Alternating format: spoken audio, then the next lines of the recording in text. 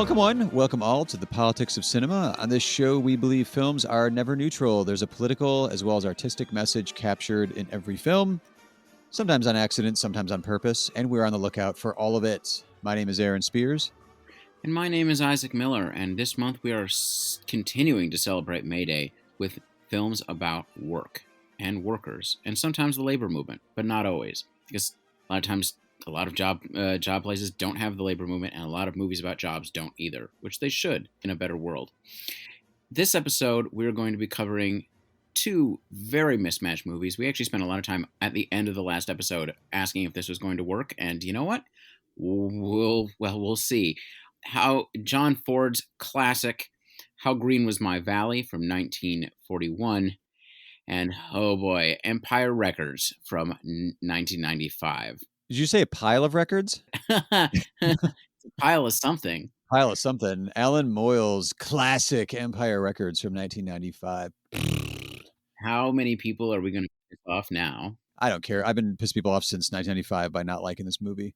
Well, before we jump into those two, though, our watch challenge we've given ourselves for this month was portrayals of labor from different decades, other films outside of what we were watching for our chosen May Day theme for the regular episodes. What else were you able to catch up with, Isaac, that wasn't How Green Was My Valley or Empire Records for the watch challenge in the last week?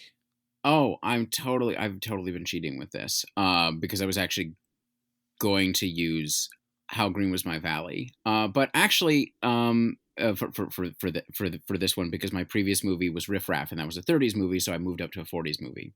Oh, gotcha. Okay.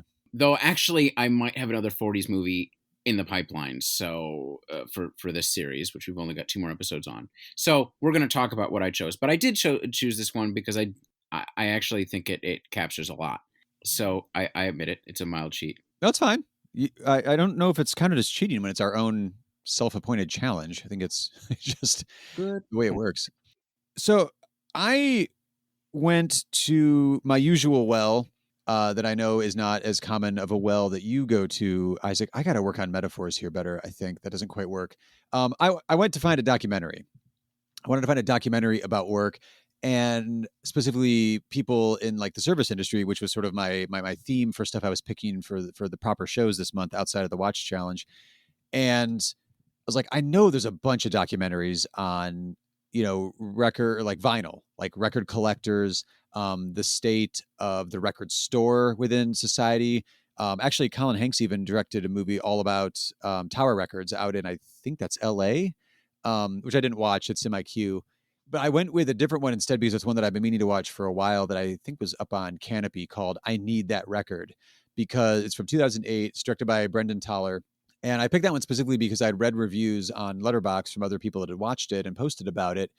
I knew there were record store owners and record store employees being interviewed about the effect that, the digital world has on record stores over the years. And when I say record stores, I don't mean specifically just vinyl. Like this one is specifically focused on vinyl, but it also looks at, the different medias over the years, like, buying a CD versus going to, Napster back in the day or whatever.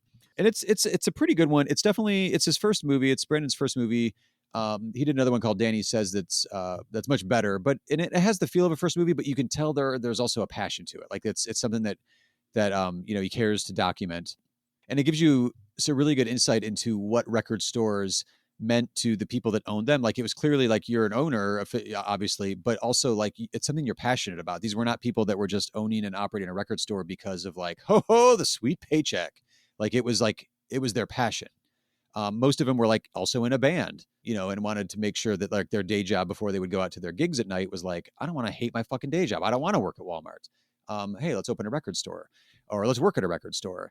But then it also interviewed people as stores were closing. Actually, I think there was even Music Saves in Cleveland was documented in the documentary. But it's a really interesting look at what it means to the community that will naturally pop up, that will naturally occur around a record store, the same way you get around like, a coffee shop or a concert venue or like, a comic book store, bookstores, things like that.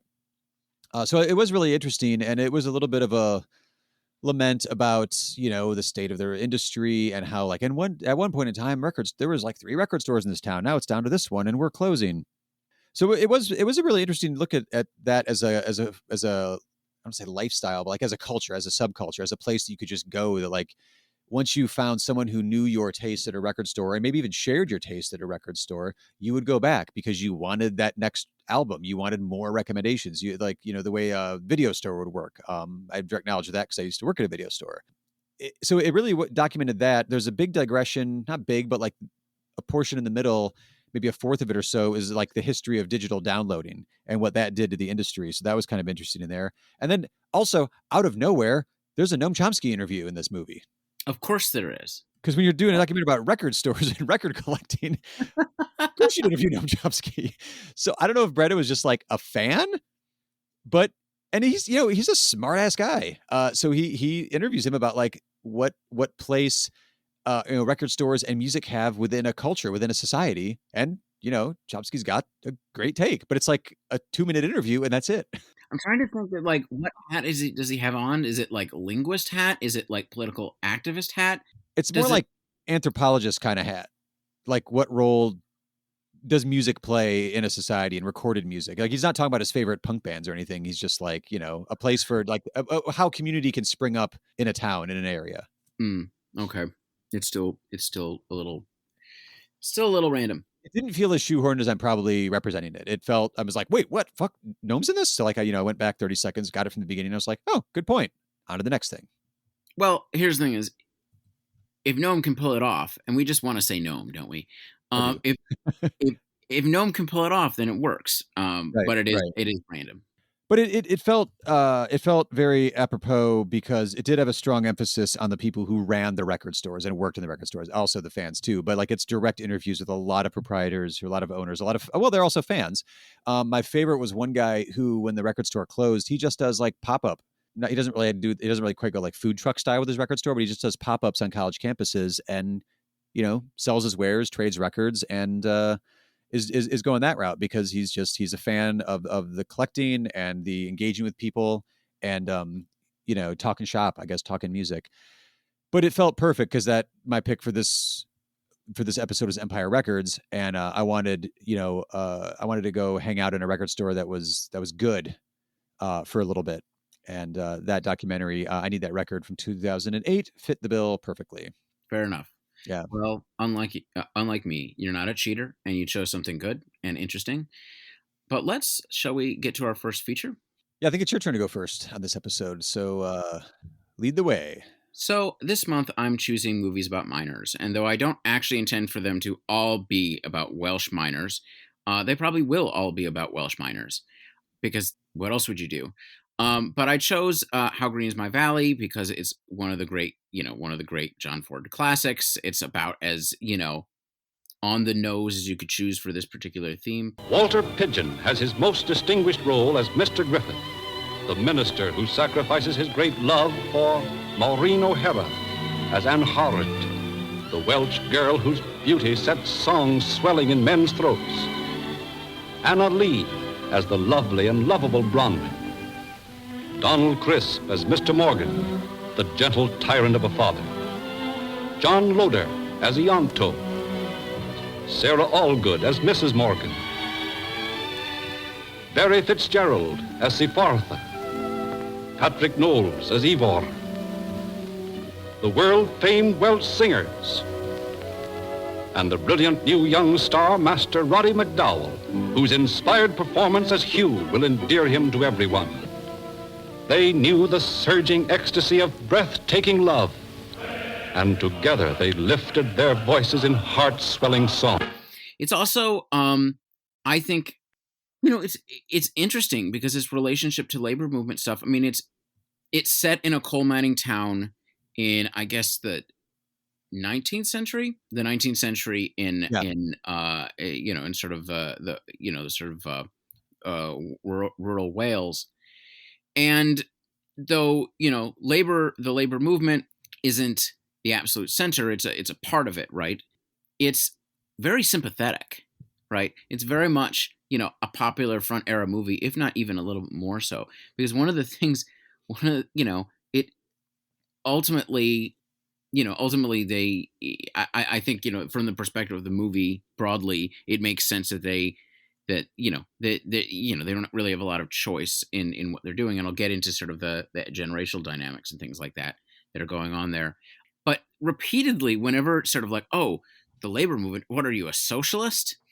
And that's never gainsaid, and going on strike is still not necessarily bad. So that's interesting. That's going quite far. I wanted to ask you about this actually before we move on from that because I always like picking your brain about labor history and whatnot. So this is a movie made in it comes out in 41, I'll say, based on a book from like a year or two before. Like it was immediately adapted, Hmm.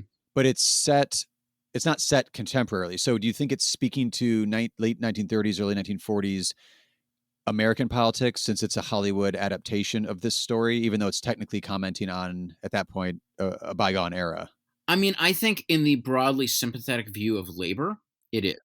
I mean, I was the movie that I did last time, Riff Raff, is broadly sympathetic of labor. It's just against communists. Right. This movie, there aren't actually any actual socialists in it, Just the but accusation. just the accusation. But the accusation is not necessarily treated as a bad thing. I mean, it's or the accusation doesn't stop anybody. I think it certainly reflects the time and this sort of the logic the logic that in a lot of sort of progressive circles, popular front circles, that workers need to be organized and that it makes sense. So I think it is to a certain degree. Yeah. Okay. It felt like it was. I just couldn't put my finger on it when I was watching it. Yeah, no, I mean it's broadly positive. So, but this is, yeah, I mean this is a movie. What, it beat Citizen Kane's Best Picture. Ugh, yeah, it sure did. I I think it's very good. I think it's beautifully made. It's Mhm. perfectly crafted. Yeah. It's well acted. Everything about it is immaculate, and I think it pulls off what it's trying to do really well. I mean, for me, the most interesting part, in a sense, is watching social transformation. Right, Mhm. it's from a child's perspective, but the adult the adultness bleeds in I think really interesting ways. So like it's because it's from a child's perspective or an adult looking back on his childhood, and yet at the same time it has scenes that the child could not have seen. You end up sort of like slowly you feel the passage of time and the transformation of society as their father's sort of traditional patriarchal attitude, and patriarchal both in the sense of like how the family should be run, Right. right? But also patriarchal in the sense of how labor should be run, right? He's sort of the workers' representative, and he assumes sort of that if you're reasonable with the boss will take care of you. And Oh, how naive. how naive indeed. And it's not wouldn't be true in the 18th No, century no, I or know, I know. earlier I'm just either. being snide. But but like in the sense that like there's an order to the world, right? And the coal mines haven't been there that long, and before that they would have been sheep herders. Like it's not, these sort of capitalist relations, we don't know how long they've existed, but they haven't existed that long in that place. And yeah, he expects some sort of morality. Unfortunately, that's not true. So you see generational clash over that, and I think all this is portrayed really well. I mean, it's all sort of mythic because it's through the eyes of a child to a certain degree, and yet also undermining that myth throughout. Um, I don't know. I don't want to get into the entire everything that happens in the movie in a way because it's a lot. It But is, I it is. I think the passing of time as you slowly see people like the family peel away. Either Mhm. they move up in the world or get married off or end up immigrating, and a large portion of the family immigrates. So you sort of think, part of, I mean, if I'm going to be really cold and not view this as art, I mean, it's a really good example of sort of the way that capitalism creates surplus populations, right? And the vagaries of capitalism and capitalist industry create surplus populations that then sort of get sent off into the white settler colonies, which is, they literally go to Canada, like Australia and the US, I Yeah. believe. Yeah, yeah. So, it's very much like a perfect example of all of these things. And I think it's yeah, so it gets across all of those. I have to admit, I mean, this is like considered, a masterpiece, and I totally see why. It's absolutely gorgeous. And like I said, it gets across all these things structurally, I think, Right. brilliantly. But I never felt it, and I think that's more me than the movie. I had the same reaction though too. Like it, and I don't mean this in a bad way because I, former, film school student, but like I was watching it and it felt like homework. Well, partly because we picked it for a reason and whatnot. So like I had to watch it, but it was like or not homework, like an intellectual exercise. Like I'm watching it going like, wow, that's a really well composed shot. Like, and again, it won best black and white cinematography over Citizen Kane, and it won best black and white set design over Citizen Kane, and it's arguably deserving of it because it's all of that is impeccable. Like Ford was trying to go shoot. I think the story was like on location, but uh they weren't able to for I don't know budget reasons, travel reasons, whatever. So like there was the set that we're watching, the town we're watching was built like backlot or someplace. So they were recreating this whole mining village, and you can feel it. Like it doesn't feel like a lot of rear projection and anything. Like the blacks and the whites are like really stark contrast. Like the soot, God, it is gross by the end. Um, Hmm. it is pretty impressive. But yeah, it didn't. I don't. Maybe that's the fact that you've got Roddy McDowell as Hugh, the narrator, the lead. Which I want to mention narration in a second. But like being the child's point of view, maybe I couldn't grab onto it because like I'm not a child, or that is an audience character I wasn't connecting with. I I guess actually maybe I did feel a little bit more connection. I did feel a bit more invested in the story once he was like an active participant in the story because pretty early on he falls into like ice cold water and is bedridden for a good portion. So he's literally just like sitting there and as an observer the way we are watching the movie. Well, and through a lot of the first part of the movie, he's not an active thing because he's too young, so everybody sort of ignores him. Like he's just sitting there, Right, right, and people right. sort of talk around him. You're totally right. I didn't really notice the soot growing as much, which is of course the point, right? Right. The point of the movie is sort of industrialization, like destroying the way of life in this beautiful idyllic valley as he Well, I was remembers on it. the lookout for it because that's like the opening narration is just like back when the valley is still, I don't. That's not a quote, but like back when the valley still had some green, or whatever. And it's like, well, also it's black and white, so how green is your valley? We still don't know. But it was really stark by the end because also you get a bunch of mine scenes down in the mine by the end as well. Right.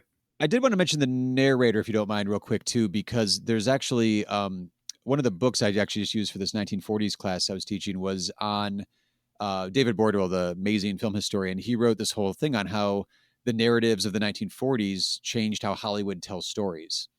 And How Green Was My Valley is in there because you have, so like, we mentioned pre-code stuff. We did Blondie Johnson a few episodes ago. 30s films, for the most part, they're all linear. Like A, B, C, D. Everything happens, builds up to the climax. There you go. Then you're done. Kind of gets cracked open with Citizen Kane, with like multiple flashbacks, multiple points of view, multiple narrators, whatever, all that stuff.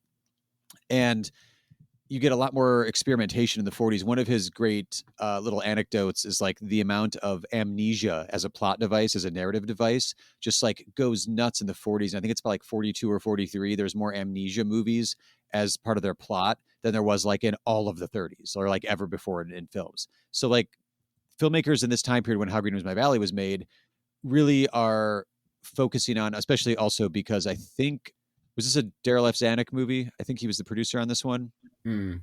on Green. Yeah, yeah, yeah. So he's the producer. He's got a really great, somewhat famous quote in film history circles, at least in David Bordwell's books that he's written about how you're telling the story is just as important as what story you're telling, possibly even more.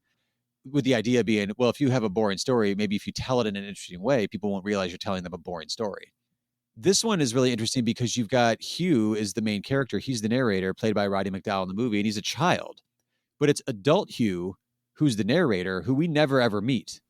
We only ever hear him. And so you have him as a narrator as an adult reflecting back on his youth, but you don't like traditionally in the opening scene should be adult Hugh sitting down to like at a typewriter to tell his story or telling his kids like the story of his youth or something. And it skips all that. It just goes right into the story of Hugh. We see him as a boy, but we hear him as an adult throughout the whole movie. But then you also, because he's the narrator, you presume it's all from his point of view. And for the most part it is, but it's also an ensemble piece. and you get scenes that Hugh is not around for at all that we are privy to, that we get to see. So it's this interesting, like, grown-up version of the main character who's also this kind of like omniscient narrator who tells us the whole story, even stories that he wasn't around for. Yeah. No, I think I said it earlier, like, I think it works really well, and I think Yeah. it's an interesting, it is actually, I mean, it's both, very common now, right? Like, but I think it's done for such an early example, it's done so well, Yeah. and brought across so well. Well, that's sort of Bordwell's point, was like, you don't get the, I think actually in the book, the modern stuff he calls out, like, you don't get the Christopher Nolans, the Tarantinos, like people that like are constantly winning best original screenplays or are heralded for like their storytelling abilities. I'm drawing a blank on the other filmmakers, but those are the two that he definitely calls out in his book, of like, you don't get there. Like, that's that their ability to tell a story and wow people with a story started with these trends that popped up in the 1940s. Yeah. So one aspect of this that I do want to compare it with the shitty movie that I picked for this episode is the lack of the actual work that's going on in this movie, because it's about the people and their lives, but we know they head off to the mines, but there's not a lot of time spent at work in the mines. And to me, There's a little bit, but there's yeah. a little bit, but it was they're talking about the mines and how it works and what levels they're working on, different things like that. You see just like the smokestacks just hang over this whole village, just burping out, just like belching out all this junk. Anytime you have an exterior shot, but then the end of the movie ends, with tragedy in the mines. And then you actually have characters going down into the mines. And when they do go into the mines, towards, it's like an hour and 40, hour 45 into the movie at that point, that's when it hit me. I was like, wait. We haven't actually been down in the mine yet. Mm-hmm. I just thought that was interesting. It's not a critique. I was just like, oh, like the actual, like it really did focus on their lives more than the work.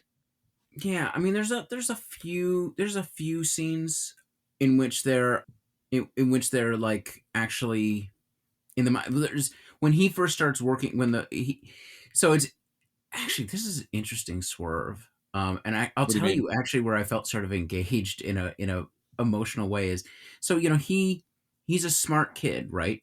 And he has potential to be a scholar. And I think there's an interesting dynamic between his parents, where it's his mother, who's like lost children in the mines, is like totally disapproving of this as useless, and his father as pushing him, like, you should do this, and he chooses to be in the mines. He chooses, so he goes to the school. He gets beat up. I mean, he's treated at, he's from a different class, Right. and I don't know. All that's very interesting. Well, I should say beat up by other kids and the teacher. And the teacher, and then he gets some backup, some unasked for backup from from some of his neighbors who know how to box, who then go into the school and beat up the teacher. Under the guise of, we're going to do a boxing lesson right now. Yeah, we're gonna do a boxing lesson in the middle of this class, and then just beat the crap out of the teacher. Hey, you're not a very good boxer. But he decides to go into this and sort of support his family and to be there with his family As a child. as a child. And mind you, he's still a child. He part of it, at the end of his movie, the movie, basically his father dies in the mines. And I guess what I was sitting there wondering is, does he go back? Does he decide to Like back into the mines? no, well, does he? No, not into the mines. Does he decide to go back to school after his father dies? Well, if you go back and watch it, his introductory narration is about how he's reflecting on the valley that like he left and then never went back to. But Okay, I don't know if it actually says exactly like, oh, as soon as my father what he was did. killed, I was out of there in a fucking heartbeat. Like, but it's he does eventually leave at some point, because the adult version of him narrating says that, like, he never went back to the valley. But this is Okay, you're right. the valley. Wow. Okay, so clearly I was not engaged. I mean, that's totally true. You know what? I knew that at a subconscious level throughout the whole movie, which is why I was really surprised when he didn't leave then. Right. Because I thought that was going to be his leaving point. Then he went to work in the mines. Also, went to work in the mines with a whole army of other children. Yep. Well, welcome to the 19th century. Well, I know, just, it's weird to watch nowadays. It is weird. Well, no, I mean, I didn't mean that as it's like it is hard to watch, Yeah. and and just having it as a norm. Right. I wasn't Yeah, implying that you were condoning child labor in the mines. yeah, no, it's Wow. All right. Now I'm embarrassed that I didn't. Of course, it's at the beginning. We do know that he's leaving. He also says that his father never told him anything that was wrong, which is That's clearly not not true. true throughout the movie. Right. But his father was right about him like getting the hell out of there. Yeah, yeah, yeah. Just took a minute. I think look, I think it works within our themes. Oh, for sure, for sure. I was expecting, which is unfair. I was expecting certain things based on watching Salt of the Earth for the last episode, based on like having seen, Matewan, some other ones, other films that are about miners, little sections of Zoolander, feature miners as well. And it was striking to me that there just wasn't too much of the actual work itself. I don't know what I mean, I guess I was just assuming because Salt of the Earth didn't actually have too much mining actually in it, even though they're working, was it a zinc mine, I think? Yeah. I know it's been a week and probably 15 movies, so it's a little blurry now already. But that one went real deep into the organizing, how to stage a strike properly, who should participate in a strike properly, how the dynamics of the household, the gender dynamics in a household, while someone's either in jail or striking or whatever. And there really isn't too much of the ins and outs. Like you said, they mention like, oh, we should strike, or they do strike. They mention like unionization, socialist, blah, blah, all that stuff. It's mentioned and it's around in this narrative for How Green Is My Valley, but it's not the central plot uh, of this particular film. And again, it's not as a criticism of it.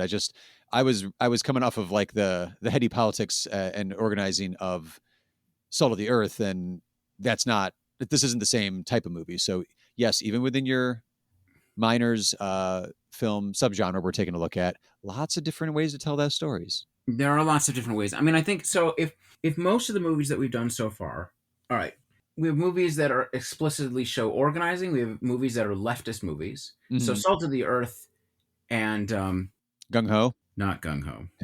I'm sorry, I'm just trying to push that one into the conversation again. Salt of the Earth or Finally Got the News are like very explicitly political leftist movies. Well, Killing And Floor then too. yeah, well, The Killing Floor. I mean, I think the thing with The Killing Floor is it's explicitly pro labor and broadly left, but isn't. Oh, okay, I see what you're saying. Yeah, yeah, Yeah, I mean, yeah. it's Gotcha. certainly like, oh, I mean, it's an incredible labor movie, but it's not quite as like. And both of those are basically propaganda movies in a good way. Yeah. And then Salt of the Earth is closer to The Killing Floor, if less focused on, obviously much less focused on labor, in that it's like a broadly union friendly, but not necessarily. And broadly, I mean, you can pull all sorts of political themes about the destructiveness of capitalism and changing times and so forth, but it's not explicitly as political. And then you have movies like Gung Ho, Mhm. which is also very political in its own way, but also is yeah, well, is Gung Ho. We talked about that plenty. Well, I think you said it that the way that you've got good propaganda with Assault of the Earth or Finally Got the News, you've got neoliberal propaganda talking points being shoved forward in Gung Ho via a studio comedy, Right. which, see our episode on that because we went into detail on that. So, wait, so what's your point then? Were you just placing How Green Is My I was Valley just into gonna that? categorize. I was categorizing them, and then Empire Records is closer to Gung Ho, only a lot worse. Wow, I wouldn't have thought to compare those two till we were recording here, but yeah, you're making this actually worthwhile then for watching it. Yeah, well, because they're vapid movies about work, or they're Yeah. propagandistic in the sense that they're making they're making work seem okay. Well, Uh, I'll take a little issue with your description of what work is. I'm doing air quotes in Empire Records, but oh uh, well, yeah, I see what you mean. Yeah, yeah. Well, we'll get to that in a second.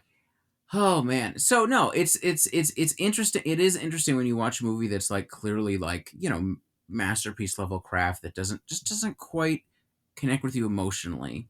yeah. Like I Which can't and rave and I about. feel like it's trying to. Well, I think it does with a lot of people, right? Like obviously Right. it's. I mean, when you sort of look at like fandom for this, I mean not fandom, but like if you look at reviews Right. of this movie, it is much beloved. Yeah, yeah, for sure, for sure. And I understand that, and maybe if I would have seen it earlier or closer to when it came out, I don't know. I'm not really sure why it didn't. I think it connected. It connected. It did definitely connected with me more. Mhm. Like I definitely, I felt something. I liked it structurally. I guess here's my question. we were shit talking John Ford last time. Actually, we weren't. You were. And uh, I actually have no particular problems, or John Ford is, I think, an interesting figure, and obviously a foundational Yeah. director. Did this change your mind at all? I would have to go with no. I mean, it reinforced things that like I intellectually know about him. I think it's just one of those directors that hasn't hit me on a gut level of like, okay, I need more of this style or this of this director. And I mean, maybe I'll get to that at some point. I mean, he's got 100 and some, 50 credits or whatever to his name, but I've enjoyed, like I mentioned the last one, like I've enjoyed The Informer. That one I think hit me. I was more absorbed in that one as a story than I was in How Green Was My Valley. Grapes of Wrath, same thing. Fantastic cinematography, fantastic acting. Like it's officially, a great film. They just don't hit me the way I want a great film to hit me, I guess. Mm. So, And are we just going to keep trying all of his Irish or British Isles movies? I mean, if you were like, you have to watch another John Ford movie, I'd be like, okay, well, I'm going to watch Plow in the Stars then or something, because the early stuff pre, Hollywood Westerns have interested me more than his Hollywood Western stuff has. But I Yeah. also haven't watched, I also haven't watched some of that stuff. Like I haven't watched, Searchers or Stagecoach or Man Who Shot Liberty Valance since film school. So maybe it'll be something different now. I don't. There's just so many other fucking movies out there that I want to watch that aren't John Ford movies that I'm just gonna go with I those think instead. for me, it is a bit of a homework thing in the sense that it's like I do enjoy them. Mm-hmm. I also know that, like, I mean, you brought up like they're really, obviously, they're settler colonial propaganda a lot of the time, Yeah. in the sense of, the depictions of indigenous peoples, mind you. But also part of it is I need to watch Fort Apache for this because I think that might have some of those elements in it as well. And then obviously the Searchers also represents sort of a turning point in terms of representational stuff. Not good by our standards, but the fight is on. Yeah. Yeah. Um, and that makes it interesting. And that, I actually I watched Sergeant Rutledge, which is one of his later westerns. Is from 1960, which is not like great. I mean, obviously it's like well made, but actually the acting is really wooden. But is very open. I mean, it's a movie about basically it's a movie about a buffalo soldier, a black soldier out fighting the Indian Wars in probably the 1870s, who gets accused of raping and murdering a white girl, and it's pretty open about that. Mm-hmm. In a way that's, I mean, a lot of the movies from that period when they deal with race up through the 60s are like really, there's good white people and there's bad white people, and it's not really particularly structural. And this is Okay. like, you basically have all the black characters basically saying, I mean, like the accused is basically saying like, I don't even, I'm not even bothering to try to go to this trial because I'm screwed. Like your justice system is Yeah. I mean, it's really open. It's in that sense, it's more radical. It's hardly a radical movie. Most of the black characters are somewhere between sort of like their portrayal, their actions, the way they're acting is still sort of like the weird, pseudo deference mode. Basically like your sleeping car workers or whatever that sort of comes out of minstrel shows. So they're like halfway between that, even in 1960, where you've got a lot of black representation or some black representation that's not like that in Hollywood, at the same time that it's very anti-racist in other ways. It's that weird, uneven mix that makes it an interesting and probably important movie. Right. And it's from John Ford, which makes it important that he's dealing with that. So I don't know. I think John Ford can be interesting. Yeah. And I think this is an interesting movie. It just doesn't quite, it didn't like blow my socks off. It sort of caused me to take them off slowly. Slow removal of socks. Well, That all being said, yeah, I was gonna say, I was trying to do a transition of like, what had me not removing my socks quickly, but really running from my remote quickly was Empire Records from 1995. Just let me introduce you to everybody. This is Gina, Roy, Lucas, AJ. The staff of Empire Records had the coolest jobs on earth. Do you think the story is already written, or do you think a bold and courageous act can change the course of history? Something happened to me last night in Atlantic City. Did you win anything? No, I did not. But Lucas blew it. Everyone knew it. You want to buy Empire? Well, that's a good thing, right? The money's gone. Where's it going to? I think it's recirculating. We're turning this into a music town? I have to pay for what Mr. Brilliant here did. I'm the idiot. You're the screw-up, and we are all losers. Now, 5 friends have one day to decide what to do with the rest of their lives. AJ loves Corey, not the whole story. Today is the day that I'm gonna tell Corey how I feel about her. That I, Love her. Yeah. Do you think that it's possible for someone to be in love with someone else and not even know it? In this life, there are nothing but possibilities. That is so sweet. I think I'm gonna barf. Corey wants Rex, first time at sex. Hey, Rex, what happened to your hair? I will offer myself to Rex Manning. I wish I could be brave. You are brave. I have to bring Rex's lunch. I'm bringing Rex's lunch! Mark's raging mad. Best day he's had. Help me, help me, help me. If I was in a band, they would not be doing this to me. Deb shaved her head and made out she was dead. I tried to kill myself with a lady Bic. Just your typical nutty teenager. You did have hair, right? I was tired of being invisible. Gina did it again, this time to a friend. You get smarter the shorter your skirt gets. I want to sing in a band, but I don't have the guts. So is this how your life's gonna be now? You're just gonna screw every has-been? I'm starving! I get this funny feeling deep inside. Want to know more? Check out the store. Empire Records open until midnight. This is Mark. Can you justify why you chose this? 100%. So I chose this movie because I thought maybe I was nuts. I was around a high school theater clique full of like band geeks and people that were in orchestra and a bunch of punks. I was going to shows with everybody at the time. And Empire Records came out and it was like, oh my God, it's, a bunch of people our age, working at a record store. Oh my God, how cool would that be? It was such like a fantasy film almost of like, oh my gosh, it's just them hanging out and working at this record store. I hated it, but I was the only one who was just like, God damn it, we're watching this again. And it was this movie that once it came out on home video, I don't believe we saw this in the theaters. Maybe some friends of mine did. I don't remember seeing this in the theater, but it was a movie that anytime we would get together at cast parties or just hanging out at somebody's house, people would put on this movie around me as if the way you'd put on an album to hang out with your friends. And you'd be like playing some music, doing, cards, whatever, just hanging out. This would just be on in the background. And I was always the one who's like, oh my God, we're putting this on again. Can't we put in Dazed and Confused instead or something good? That was always one of my go-tos. Like instead of Empire Records, why don't we put in Dazed and Confused? Because I always had that VHS with me or whatever, or it was around.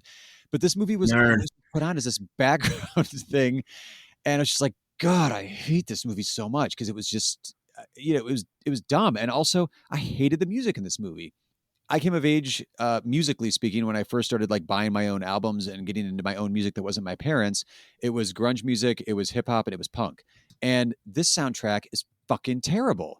This soundtrack for this movie is full of, I wrote down a bunch of them, Gin Blossoms, Toad and the Wet Sprocket, Cracker, Better Than Ezra, Dishwalla. There's a couple Cranberries songs. There's a Guar song, so there's one good song in this movie. Hey, Cranberries are good. Sponge. Okay, cranberries are fine. Sorry, I didn't mean to lump in cranberries. They're just on my list of things that were in here. Sponge is around. There's a Dire Straits song.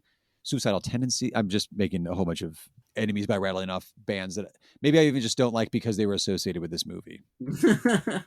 I didn't actively dislike the soundtrack. I just didn't find it very interesting. What about the end of the movie, the very final scene where you see two characters sitting there talking about the future of punk, which is so, part of it is, it's like, that's such an effort to be cool, right? Like, that's such a, like, yeah. Except that nobody fucking talks about any of this stuff throughout the rest of the movie. Well, yeah, so... they do talk about music, but none of it's interesting. Sorry. It's not. So anybody who's not familiar, it's a PG-13 movie, first problem right there. Set in a record store over 24 hours, the lives of the young employees at Empire Records. And it ends up basically, it's the big decision of should they or should they not be bought out by going corporate, selling out. The huge concern within the punk community, amongst others, in the 1990s, are you selling out or not? And part of the reason they're going to end up selling out is because the first-time night manager, played by Rory Cochrane, much better in Dazed and Confused, he went to Atlantic City and gambled the night's deposit in order to hopefully win money and then not go corporate because they'll have enough money to just buy the store outright. It's not really all that clear. It's another hangout movie. And so I was like, well, you know what? I'm going to give this a shot. Maybe I'll have liked it. Maybe I was wrong all these years. Maybe that 30 score on Metacritic is wrong. Maybe friends of mine weren't. So like I had text threads going. I was asking friends of mine that I know were like ride or die for this movie back in the day. Were like, oh my God, no, I watched that in quarantine. Oh, I watched that during lockdown. Oh no, it's that thing holds up. And I was like, I don't think it does. And it doesn't. It doesn't at all. And I was joking when before we hit record that I was like, really, this part of the show should really just be like a scene by scene commentary on why this movie sucks and is stupid and makes all the wrong decisions. Because there's a good movie here. And I think that's part of what really pisses me off about it is there's a good movie in here. It's just not anywhere in any of the scenes in this movie. I mean, yes, yeah, there is actually a good movie in here, and you can feel them going through the motions. One of the reasons it makes me so angry is it feels profoundly lazy. Yeah. Because you go through every motion, every generic one of the characters who doesn't have enough going on for it to actually be interesting. Oh, the drama of unprofessed love, or tensions over how people approach sex, or tensions over what are they going to do with their life, or being a perfectionist because your father pushes you too hard, or whatever, right? All of these things are like things that could be perfectly fine in a movie, but they're so fucking flat and dull, and I don't care about any of them. And here's the thing. Okay, just to get us back to our theme, right? We chose these movies as movies about work, right? And this is a movie set at a job. Now, right. I get entirely set at the job. Entirely set at the job. Now, I get we do see a little bit of people at cash registers, and we see one chasing down of a shoplifter. A shoplifter who then comes back with a gun, and they decide to hire him. And it's hilarious, right? That's funny. It's not. No. It's not. It's not actually funny. It's dumb. Here's the thing is, like, you never get any of the texture of why you would want to preserve this place at all. Yeah, the whole thing is we don't want to sell out. We want to be our own independent record store, but they never talk really about music other than like, I want to be in a band. And there's like all this music throughout the whole soundtrack. They could be talking about the Cranberries. They could be talking about the fucking Gin Blossoms. They don't. The only person they talk about is a fictional singer, Rex Manning, that comes in who's basically like a Michael Bolton. I'm like, why are you even in this store? Why would you even invite this guy? Well, that's the joke is that you have him there. I mean, they make fun of that. The most they talk about music is at that point. No, what part of this for me is that a movie like this, the reason that the texture of a movie like this works, or why you care about this place, is you deal with the customers. Right. Next to no actual customer interactions. You get no sense of what it is to actually work there. Part of what they're complaining about is they're going to have dress codes, and they're not going to be allowed to do this, and they're not going to be allowed to do that. Like, yeah, like it's going to be super square. But like, it's just, none of it connects. The only customer, well, again, this is why it's making all the wrong decisions. The only customers that you really get to see them interacting with is one, the shoplifter, Brendan Sexton III, really good actor. See Hurricane Streets from the 90s, far superior film. But the only other customers that you get to see them interacting with are these like middle-aged suburban white housewives who are coming in to see Rex Manning on Rex Manning Day. Yes. Including one offensively stereotypical gay man also waiting in line. Yes. And that's the extent of the customers. There are customers around. There's a couple, I guess you could call them musical numbers-ish. No, they are legit. I just don't like the movie, so I don't want to call them that. But, that there are customers around. Even at the end, they throw a big concert benefit with apparently just like a fuckload of kegs they just found somewhere. And they set up a whole party and a band playing on the marquee of the store. And there's customers around, but there's no interaction. There's no, this is the part where you talk about how High Fidelity does it better. I mean, High Fidelity, which is not even compare. Yeah. I mean, part of it is one, High Fidelity isn't about teenagers, it's about a totally different stage of life and growing up. Right. Two, High Fidelity is a superb movie that totally understands what it is. The thing about this is this vacillates between dealing with real life teen dramas and being a cartoon, but it's shot in a very generic way. Like, part of it is it all feels like it's struggling to both show sort of realistic life at the same time. Like, yeah, like the keg thing, like throwing together a party literally within 5 minutes could work in a movie that's functioning like a teen cartoon, right? Like, Yeah. I don't know, Animal Throw House. on one of the hit songs, you do a little montage, there you go, you got your party. Right. But in this movie, time and space do hypothetically exist. I don't know. It's funny. Like I whatever the manager's name, the one who puts up with them, Joe. Yeah. Why he does this, I don't really know. I get it. He's affectionate and it's sort of like he's their parent, but like really fuck them. Well, hang on with the parent thing because he even mentions Rory Cochran's character I mentioned from Days Confused. He's the guy who's the new night manager. He's the one who does the gambling. He loses the money. He has a story about how like his mom gave him up for adoption, and then it sounds like Joe adopted him. And then like you just move on, and there's like no explanation. You're like, why is he even still employed? He just gambled away a full day's worth of Well, deposit. The stuff that Joe keeps bringing up is, I should be putting you in jail, but I'm not. I'm trying to avoid getting you in jail. So part of it is, but here's the thing is this. Part of it is you have multiple different things like that where there's something that's deep and emotionally resonant that is thrown out to get its immediate reaction, but isn't connected to anything else in the story. Nothing. Right, exactly. Which is actually why this doesn't work. Right. That's the actual underlying structural reason why none of this works, is that you're throwing out the signs. You're saying but not showing. You're throwing out the signs of each of these things, but none of them are there.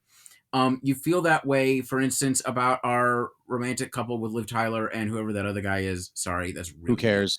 Anyway, yeah. Wow. All right. AJ, I think. Yeah, this is, but like Mark? part of it is there's like nothing happening there, right? Because there's no spark. He's just like, he's a guy with a crush. Right, he's a guy with a crush, and then he decides to literally like follow her to another town. Technically, we know that there's a whole thing about like it's mentioned briefly at multiple points that he's been working there for a long time and is happy just doing that, and this shows him actually trying to do something like be in a relationship, and then that drives him to be more ambitious. That could totally work, but it's so underdeveloped. The laziness is assuming that you can just say that that's a thing that's happening and not show it really effectively in any way. Right. And then go like, well, there we go. We resolved something that actually was happening. I think the illogic of the arcs, because I know you're big on character arcs, and which you should be. It's super important. But AJ's character arc is the beginning of the movie is he, like you said, he's comfortable. He's like kind of just chill. He likes working at the record store. He does doodles in his notebook. Yes, I'd be dismissive of his art. And then he glues quarters to the floor, and someone's like, "Why'd you glue quarters to the floor?" He's like, "Don't diss my art." I was like, "Wait, there's no what?" And then by the end of the movie, because this all takes place in like a 24 hour day at the record store. By the end of it, he's apparently accepted into art school in Boston so that he can be near Liv Tyler because now they're in love. I'm like, when did you get the ambition, then also apply, then get accepted, and then get in? Like, when? What is going on here? What is happening? You can do all of that. You just don't make it a week then. Or right. I'm going to move and I'll figure it out. Or I'm just going to go. Why have to go to school? Just go be an artist in Boston. Right. It's utterly lazy in everything that it's doing. And yeah, the arcs don't work. And if your arcs don't work, here's the thing. It's never, it's not about what other things make sense in time or space if your arcs work. Right. Yeah, everything makes sense if your character arcs work. Not everything, but skip having a character arc. Just be a hangout movie where like some stuff happens and they're interesting people to hang out with. Yes. So I guess what we're trying to say is this movie sucks, and not only that, it's fucking 90s. All right, you know what? I'm just going to go ahead and go. Here it comes. Here it comes. All right, it's fucking 90s propaganda misdirecting you from what's really important. Because sure, yeah, big corporate record store, but you want to know something? Petty bourgeois capital is just as bad. And no, I'm not talking about the owner. I'm talking about the fucking manager who wants to become an owner. Yeah, all right? Here's the thing. You can have a nice hangout job that's not that big a deal, but it's still a fucking job and you're still being exploited. So you know what? Fuck it. I don't want to glorify these things too much. I'm all for like your community record stores and everything. But like ultimately it's not a family, and you get fired when you steal $9,000. Then you go to jail. Right. Hijinks. Yeah. Yeah. I mean, it's a weird one. Here's the thing is, to pull off that, you need this tone of Animal House. Right. Or American Pie or something like that. I think that's what I meant tonally. Is they have actions that are like that, but a tone that's like, I don't know. I don't want to say it's like Dazed and Confused, but it's like that sort of like flat and realistic in a sense. You can't combine those two. It doesn't work. I think you're right. Like you need to have more of there needs to be more of like a fuck it vibe to this movie, I guess. Because it's trying to be that John Hughes teen drama. Mm-hmm. Because you've got the Deborah character. She has bandages on her wrist, attempted suicide. She's the snarky. She comes in and like shaves her head immediately. That's how she starts her shift. You've got the Liv Tyler character, uh, Corey. I think I wrote that in my notebook. I can't read my writing. Mm-hmm. She, it turns out, 80% of the way through the movie. Wait, she's hooked on amphetamines. Okay, you need to be acting a bit more like that then throughout or do something with that. Again, you have like the artist who's like, oh guys, I'm going to go to art school all of a sudden now. You've got Gina, played by Renee Zellweger, who goes from just like, I like sex, but I feel shame. I'm like, okay, well, first of all, how old are you? I thought you all were in high school. This is kind of weird and creepy and gross. And then she's like, I want to be a lead singer in a band. So she's singing on the marquee by the end in the band. It's like, oh my God, it's my lifelong dream. Like, what are we doing here? So it's trying to have like the pathos and payoff of like a John Hughes movie, which I'm also not really a big fan of, but it's trying to have that like, which is also very weird because this movie worked on so many people around me, people that I still checked in with to this day, however, 20, whatever many plus years later, that are like, oh my God, no, I did watch that fairly recently, still holds up, love it. And I was like, that's just nostalgia talking, I think. Can't you just be a grown up looking at this going, what the fuck was I watching when I was a kid? Yes, there's movies that are worth defending. There's movies that are imperfect that are worth defending. There's movies that I loved when I was a kid that I would still defend, but I know it's not a great movie. But I was just like, well, it's time and place or whatever. But they were still just like, no, I just watched that fairly recently. Pretty good still. It's like, I don't know how you can argue that this is good in any way. No, it's actually like a structurally deficient movie. I think I was giving you an example before we were talking, which is not a movie about work and not about any of our themes, but my teen movie from really when I was a preteen, because that's what a lot of this is about. In the sense of, a lot of what a lot of this stuff is, these teen movies are actually sort of targeted people who aren't teens in a way, because then, you're thinking about what you want to be as a teen. It's training you how to be a teenager. But basically is Idle Hands. Oh, right. And, it says something about me that's my favorite one. And not going to pretend that Idle Hands is a good movie, but everybody's motivated and everything, all that stuff works. It's just that it's like a stoner horror movie, Right. But I'm not going to defend it as like, I don't know. I've watched Idle Hands. That I just want to point out though too, like we're in pretty similar territory. One just being a teen movie. It's a few years later, but Idle Hands is 31 on Metacritic and Empire Records is 30. Yeah, but I don't think. I'm not saying that's the end all be all. I just meant like comparatively critic wise, like it's interesting that they're in the same ballpark in a number of ways. They are in the same ballpark, and I think, but part of it is I think that shows the weaknesses of those things. Okay, why am I bringing up Idle Hands here? They're totally different types of teen movies. I think really what I mean is just that there's nostalgia worth defending in the sense that you're not saying it's good, right? But you're saying it's entertaining, and then there's things that just really aren't. And I have no nostalgic connection to this. I have nostalgia in that, like, I remember hating it and I was like, okay, I'll give it a shot. It fits into the show because I wanted to look at service industry jobs portrayed on film. And then also because of other ones that I had picked throughout the years that I wanted to look at, I was trying to keep them all in one location, which is The Work, which is why, Car Wash was the first pick. And I'm watching them in chronological order here going through the decades. So like this movie fits that bill though. Yeah. It certainly does. It's just, makes all this movie did was make Car Wash get another half star on my review on Letterboxd. Did it really? Did that get up to five? But it elevated it because I was just like, oh my God, like Car Wash made it look so easy.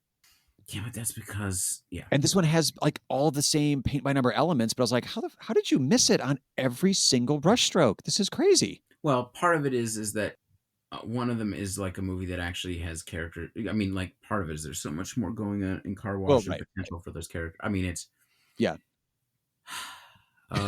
also talk about soundtrack differences. Oh yeah, it's huge. So just to be, really technical about it, I was like, Empire Records is like, the white people at work movie, and it sucks. And when you have a diverse cast, as you do in Car Wash, it's far superior. I mean, that doesn't have to be that way, I don't think. But yeah, I'm just looking at the movies here. But anyway, I'm done talking about this movie. Don't watch it. It's fucking terrible. Metacritic is right. I would actually probably go less than 30 on this one because I'm really stretching to find like a scene that works that I care about that I was interested in.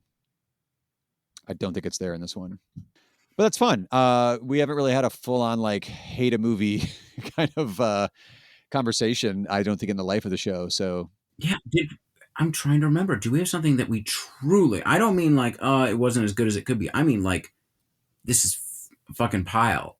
I don't think so. I don't think so. But it was an interesting watch for sure. I still don't know why there's a dog on the poster. There's not a dog in the movie that I remember. So remember how you said Tobey Maguire was in this movie, but he's not? Yeah, I didn't do a deep dive on it, but like he's in the credits, and we're like, wait, did I miss a fucking scene with Tobey Maguire? And then we looked it up, and his scenes were cut. And I watched the old DVD that my partner Kelly has because she's a fan of the movie. And as we were watching it, she was like doing lines from it, and she's like, "God, this movie's terrible, but man, did we watch the shit out of this movie growing up?" I was like, "Yeah, I was around for most of those parties. I was there with you for some of those." And we realized there's a DVD that we do not own that came out in the early 2000s, I want to say.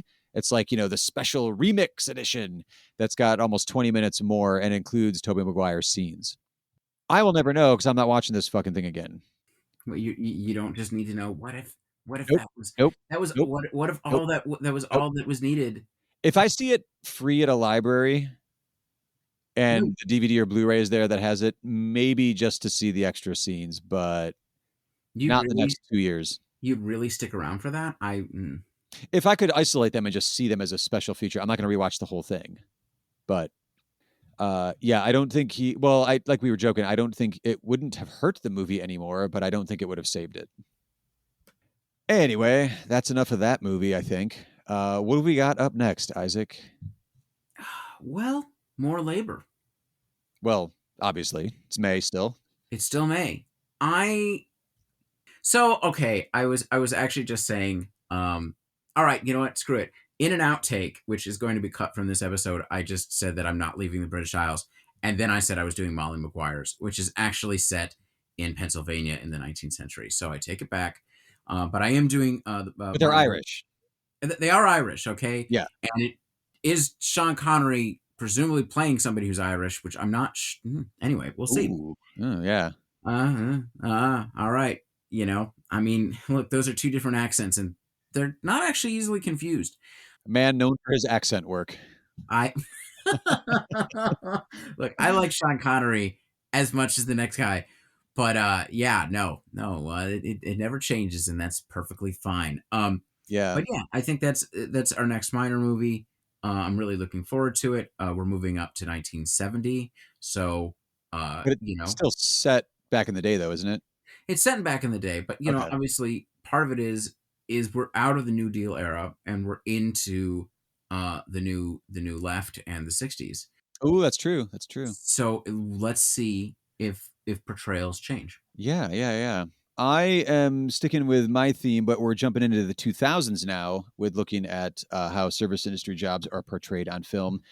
And we are going to head to the south side of Chicago and visit with the cast of characters and spend a day in the life of Barbershop from 2002, which I have got to get in my brain. I always have this in my head as a script that Ice Cube wrote, like Post Friday and Players Club, but it's not. He's just in it, which is fine.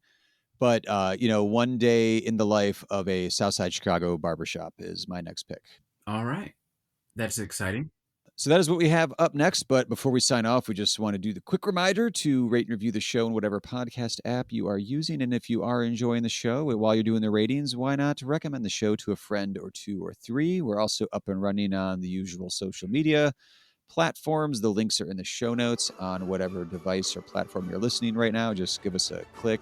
We're posting a lot of other workers on film recommendations throughout this month that we're not discussing on the show. So if you want to see what sort of other films we're recommending, go ahead and head over to the social medias there. And until next time, I am Aaron Spears. And I'm Isaac Miller. And keep safe out there. Organize well.